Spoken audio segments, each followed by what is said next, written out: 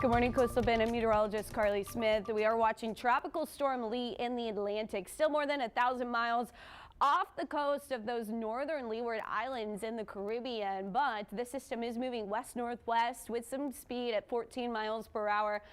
It's a strong tropical storm right now with winds sustained at 65 miles per hour. This storm is expected to become a Category 1 hurricane by this afternoon and then quickly strengthen by Friday to a Category 4 hurricane. So that's going to increase in speed and power as it continues to track toward those Leeward Islands of the Caribbean. Right now, the center of that storm, that's what the cone is indicating, the center likely going to pass north of those islands, which would keep the strongest winds away from the Caribbean. However, there's still going to be impacts such as surge, high waves, rough surf, and rain and even wind as well to those islands. So that's something we'll be keeping an eye on. If anybody does have plans, any cruises coming up that could be impacted by the system. What we are dealing with across the tropics is, of course, we've got Tropical Storm Lee. We also have Tropical Wave Invest 96L that will be moving likely to the northwest as well. So no impacts to land expected there, 60% chance of development.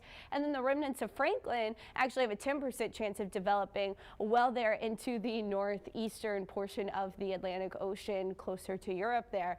As we continue throughout the week, Lee will be battling a little bit of wind shear. That's when you are seeing those kind of light blue colors, but light blue and green is less wind shear. If we get those darker blues, like we're seeing around the northern edge of our high pressure here in the United States, that's when we start to see more wind shear that really starts to rip apart those tropical systems. But the least amount of wind shear, the better it is for development, and that's going to come as Lee is expected to reach that Category 4 strength. When we're looking at our invest or tropical wave, it will be battling some shear as well, but that decreases on its path as we head into next week, with the Bermuda High stationing there closer to the United States, likely still going to take this storm to the northwest. However, that's still a ways out, will be something we continue to watch.